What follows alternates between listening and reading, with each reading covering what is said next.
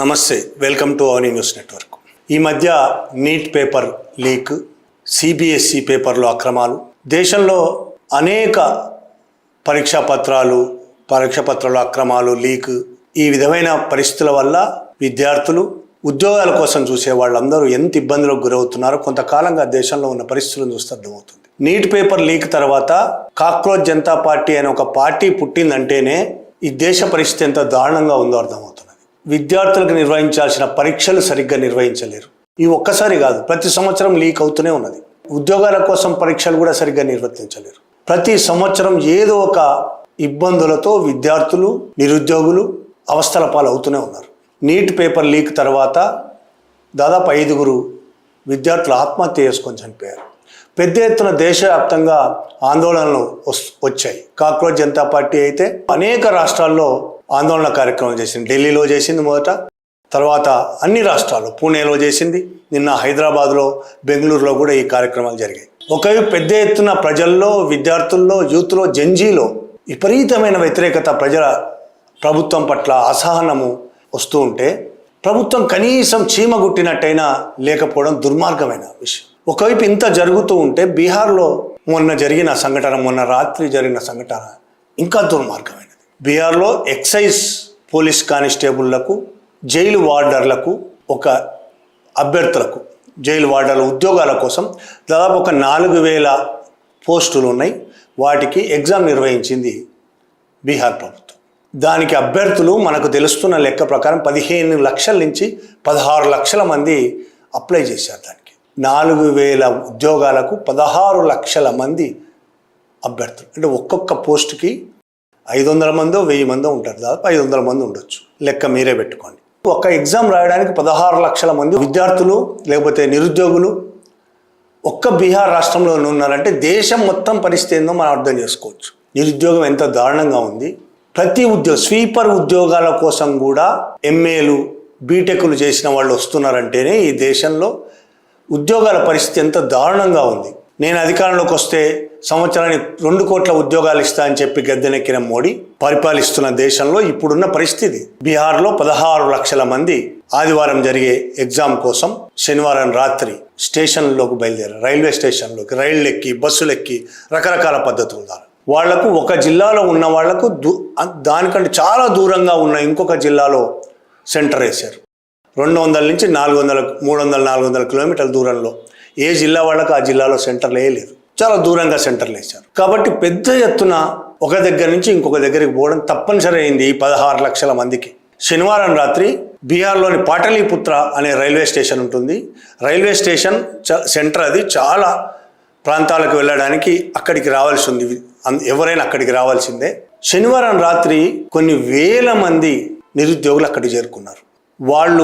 వాళ్ళ సెంటర్స్కి వెళ్ళడానికి రైళ్ల కోసం అక్కడికి వచ్చారు. కానీ రైళ్లు లేవు. అతి తక్కువ రైళ్లు. రెగ్యులర్గా ప్రభుత్వం చెప్తున్నది స్పెషల్ రైళ్లు 2 వేసామని రైల్వే అధికారులు చెప్తున్నారు. కానీ ఆ 2 నిజంగా వేశారో లేదో తెలియదు. వేసినా సరిపోలేదు కావచ్చు. ఎంతమంది అభ్యర్థులు అనేది ముందే ప్రభుత్వానికి తెలుసు. ఎవరెవరు ఏ జిల్లాల్లో ఏ ప్రాంతాల్లో ఉన్నారని తెలుసు. వాళ్ళు ఎక్కడికి వెళ్ళాలో ఇవన్నీ నిర్ణయించింది ప్రభుత్వమే. కాబట్టి ఎవరెవరు ఎక్కడికి వెళ్ళాలో వాళ్ళకి తెలుసు. ఆ రాత్రి పాటలీపుత్రం రైల్వే స్టేషన్కి వచ్చిన వేలాది మంది నిరుద్యోగులు తెల్లారి చేరుకోవాల్సిన సెంటర్కు చేరుకోలేమనే ఆతృతతో ఉన్నారు. ట్రైన్లు లేవు. ఒక్కసారి విజువల్స్ చూడండి. వేల మంది రైల్వే స్టేషన్లో రైళ్లు ఎక్కలేక తోసుకొని చాలా దారుణమైన పరిస్థితి. భారతదేశ నిరుద్యోగ ముఖ చిత్రం అక్కడ పాటలీపుత్ర రైల్వే స్టేషన్లో మీకు కనబడుతుంది. రైళ్లు లేకపోవడంతో, పోవడానికి ఎలాంటి అవకాశం లేకపోవడంతో ఆగ్రహం చెందిన నిరుద్యోగులందరూ రైళ్లలో సరిపోవడం లేదు, రైళ్ళని ఆపేశారు. రైళ్లు ఫుల్ అంటే సీట్ల మీద కూర్చోవడం కాదు, ఫుల్గా లోపల కిక్కిరిసి ఉన్నప్పటికీ ఇంకా బయట కొన్ని వేల మంది ఉన్నారు. వాళ్ళు పోలేక రైళ్ళని ఆపేశారు. అప్పుడు జరిగింది ఘర్షణ.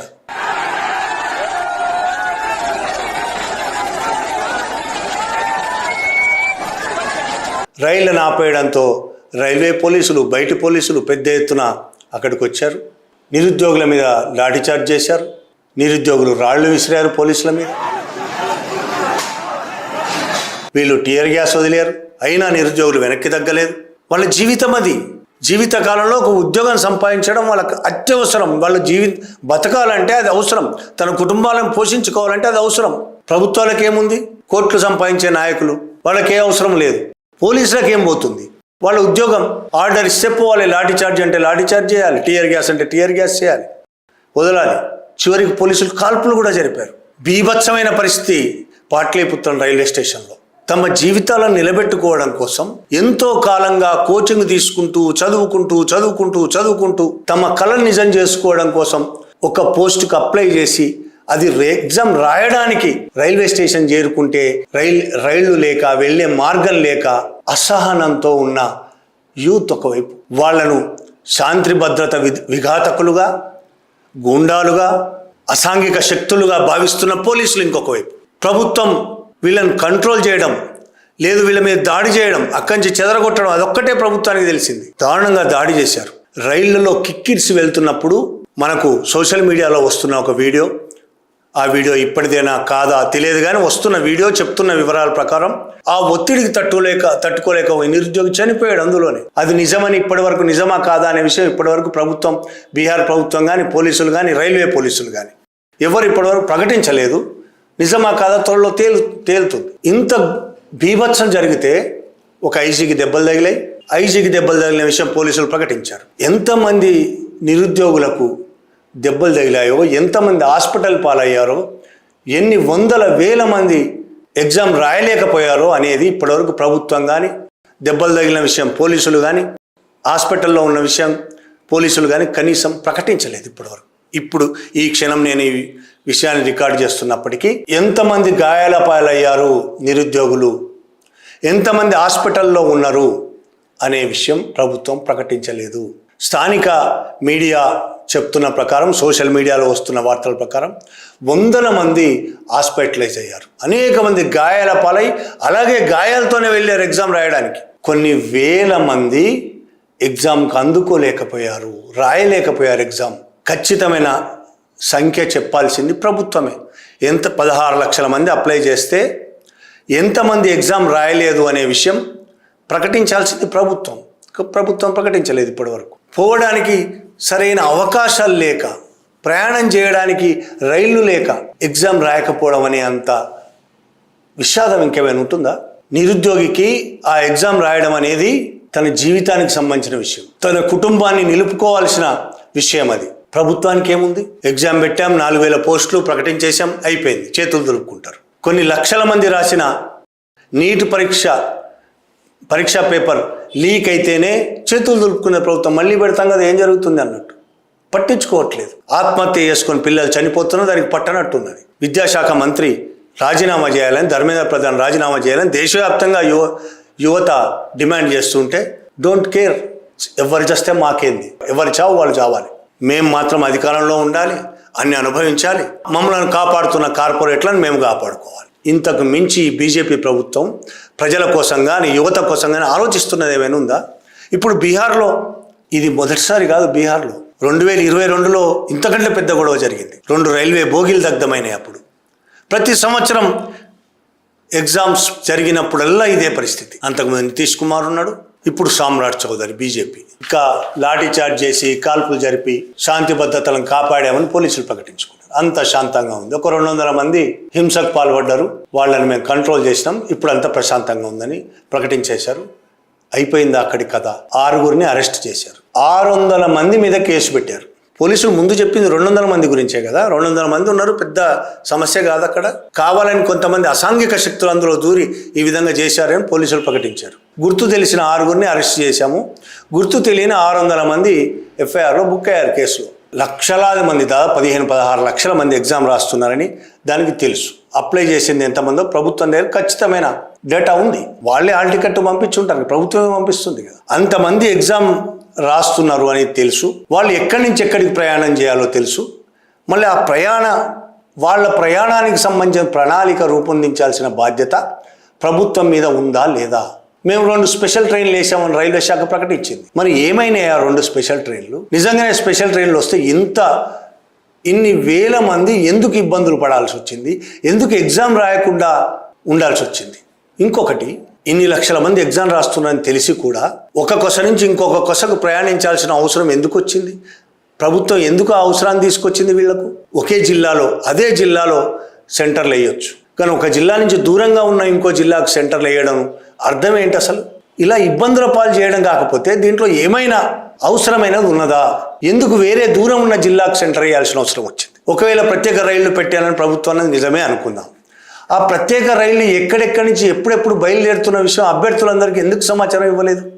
ఇప్పుడు పోలీసులు కానీ, ప్రభుత్వం కానీ, నాయకులు కానీ మాట్లాడుతున్నది ఏంటంటే, ఎంతమంది రాళ్లు విసిరారు, ఎంతమంది రైల్వే స్టేషన్లో సామాగ్రి దగ్ధం చేశారు, లేకపోతే పగలగొట్టారు, ఎంతమంది అసాంఘిక శక్తులు అందులో, ఎన్ని అసాంఘిక శక్తులు అందులో ఉన్నాయి, ఎంతమంది మీద కేసులు పెట్టాల్సి వచ్చింది, ఇవి మాట్లాడుతున్నారు.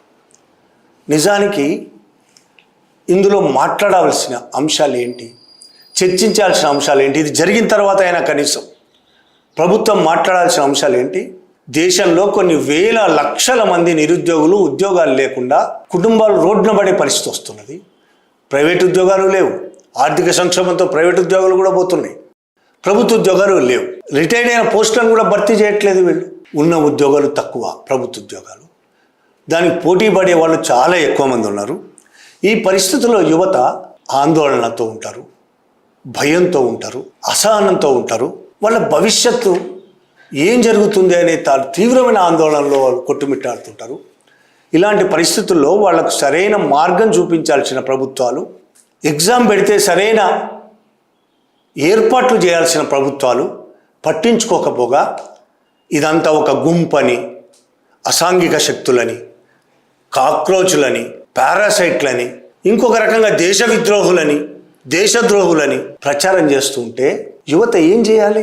బీహార్లో యువత ఎగ్జామ్ రాయడానికి కదా పోయింది, వాళ్ళేం కొట్లాడడానికి పోలేదు, ధర్నాలు చేయడానికి పోలేదు. 400 మందిలో 500 మందిలో ఒక్క పోస్టు, 4000 పోస్టులు 16 లక్షల మందిలో, దానికోసం కదా వాళ్ళు పోయారు. వాళ్ళు రోడ్డు మీద పడేటట్టు, పోలీసుల మీద రాళ్లు విసిరేట్టు చేసింది ఎవరు? శాంతి భద్రతలు అనే ఒక పదం తీసి పెట్టేసి ఇక మొత్తం చేతులు ఎత్తేయడం అనే కార్యక్రమం మన భారతదేశంలో చాలా కాలంగా నడుస్తున్నది. బీజేపీ వచ్చిన తర్వాత అయితే ఎన్ని సామాజిక సమస్యలైనా సరే, సామాజిక సమస్యల కోసం ఎవరైనా గొంతెత్తితే అసాంఘిక శక్తులు, దేశద్రోహులు, పాకిస్తాన్ ఏజెంట్లు ఇది కదా ప్రచారం చేస్తున్నది. ఇప్పుడు బీహార్లో కూడా వాళ్ళు అసాంఘిక శక్తులని పోలీసులో మాట అంటారు, పోలీసుల భాషను ప్రభుత్వమే మాట్లాడుతున్నది, ప్రభుత్వమే పోలీసులతో ఆ విధంగా మాటలు మాట్లాడిస్తున్నది. ఇప్పుడు శాంతి భద్రతల గురించి మాట్లాడుతున్న బీహార్ ప్రభుత్వం అసలు మాట్లాడాల్సిన విషయం, చర్చించాల్సిన విషయం ఏంటంటే ఇప్పుడు జరిగిపోయింది, కానీ మళ్ళీ ఇదే జరగదని నమ్మకం ఏంటి? కాబట్టి మాట్లాడాల్సిన విషయము, చర్చించాల్సిన విషయము, నిర్ణయాలు తీసుకోవాల్సిన విషయం ఏంటంటే పరీక్షలకు వచ్చే అభ్యర్థుల కోసం ముందస్తు ప్రణాళిక ఏమైనా ఉందా, ప్రణాళిక చేయాలన్నా వద్దా, ఎంతమంది వస్తున్నారు, వాళ్ళు ఎక్కడెక్కడికి వెళ్తున్నారు, ఏ ప్రాంతాల నుంచి బస్సులు ఉన్నాయా, ట్రైన్లు ఉన్నాయా, ఏం చేయాలి, వాళ్ళకి స్పెషల్ ట్రైన్లు వేయాలా, స్పెషల్ బస్సులు పెట్టాలా, ఏం చేయాలని ఆలోచించాల్సిన బాధ్యత ప్రభుత్వం మీద లేదా? ప్రత్యేక రైళ్లను ఏర్పాటు చేయాల్సిన బాధ్యత ప్రభుత్వం మీద లేదా?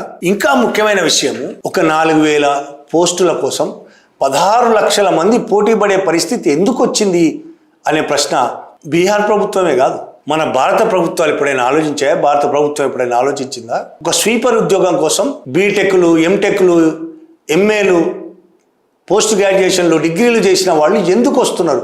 10వ తరగతి క్వాలిఫికేషన్ అవసరమైన ఉద్యోగానికి డిగ్రీలు, పీజీలు చేసిన ఉద్యోగాలు ఎందుకు వస్తున్నారు, విద్యార్థులు ఎందుకు వస్తున్నారు అనే ఆలోచించాల్సిన అవసరం ఉందా లేదా? ఇక ఈ బీహార్లో ఇప్పుడు కొన్ని వేల మంది పరీక్ష రాయలేకపోయారు. ఒకటి గందరగోళం, 2 ట్రైన్లు దొరక్క వెళ్ళే మార్గం లేక. వాళ్ళ పరిస్థితి ఏంది? తగ్గారు కదా అభ్యర్థులని ఆనందపడుతుందా ప్రభుత్వం? చంకలు గుద్దుకుంటుంది. ఈ ప్రశ్నలన్నింటికి సమాధానం చెప్పకుండా, ఈ ప్రశ్నలన్నింటికి సమాధానం ఆలోచించకుండా ఇది శాంతి భద్రతల సమస్యని, అసాంఘిక శక్తులని మాట్లాడడం అనేది దుర్మార్గమైనది. అంతకంటే బాధ్యతారాహిత్యం ఇంకోటి ఉండదు. భారతదేశంలో బాధ్యతారాహిత్యమైన ప్రభుత్వాలే ఉన్నాయి, జవాబుదారీతనం లేదు వాటికి. ప్రజల మీద దాడి చేయడం, హింస చేయడం తప్ప జవాబుదారీతనం లేదు, ప్రజల గురించి ఆలోచించే మనస్తత్వము లేదు. కార్పొరేట్ కంపెనీల కోసం తప్ప ప్రభుత్వాలు ఇలాగే ఆలోచించినంత కాలం, బాధ్యతారాహిత్యంగా ఉన్నంతకాలం, ఈ దేశ యువత అన్నా, ప్రజలన్నా కనీసం ప్రేమ లేనంతకాలం, వాళ్ళ పట్ల ప్రభుత్వాలకు బాధ్యత లేనంతకాలం ఈ నీట్ పేపర్లు లీక్ అవుతూనే ఉంటాయి, ఆత్మహత్యలు జరుగుతూనే ఉంటాయి, సిబిఎస్ఈ లాంటి చోట్ల అక్రమాలు జరుగుతూనే ఉంటాయి. ఇలా బీహార్ లాంటి సంఘటనలు జరుగుతూనే ఉంటాయి. ప్రతి సంవత్సరం దేశంలో ఇలాంటి పేపర్ లీకులు, అభ్యర్థుల మీద దాడులు, ఆ లాఠీ చార్జీలు, కాల్పులు ప్రతి సంవత్సరం జరుగుతూనే ఉంటాయి. ప్రభుత్వానికి నిజాయితీ లేనితనం, ప్రజల పట్ల ప్రేమ లేనితనం, నిజం చెప్పాలంటే అసలైన దేశద్రోహులు ఈ దేశాన్ని ఏలుతున్న వాళ్ళు. దేశద్రోహం అంటే దేశం అంటే బార్డర్లు కాపాడుకోవడం కాదు. ఆ శక్తి కూడా లేదు. అమెరికాకు లొంగిపోయి బతుకుతున్నాం. దేశం అంటే దేశంలో ఉన్న ప్రజలను ప్రేమించడం, 140 కోట్ల మంది ప్రజలను ప్రేమించడం, వాళ్ళ ప్రయోజనాల కోసం మాత్రమే పనిచేయడం.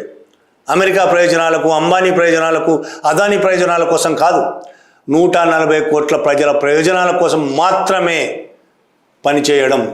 అది దేశభక్తి అంటే, దేశం మీద ప్రేమ అంటే. దేశభక్తి పేరుతోని, జాతీయవాదం పేరుతోని ప్రతి ఒక్కరి మీద దేశద్రోహులని ముద్రలేస్తూ, ఎవరు ముద్రలేస్తున్నారో దేశద్రోహులే, ముద్రలు వేసేది దేశద్రోహులే. ఆ దేశద్రోహులు సర్టిఫికెట్లు పంచుతుంటారు, దేశభక్త సర్టిఫికెట్. ఇలా జరిగినంతకాలం ఈ దేశ యువత, ఇప్పుడు జంజీలు అంటున్నాం, జంజీలు ఇలా ఆందోళన చేస్తూనే ఉంటారు, రోడ్డు ఎక్కుతూనే ఉంటారు. ఈ సమస్య పరిష్కారమైన దాకా ఈ దేశ పరిస్థితి ఇలాగే ఉంటుంది. Thank you very much.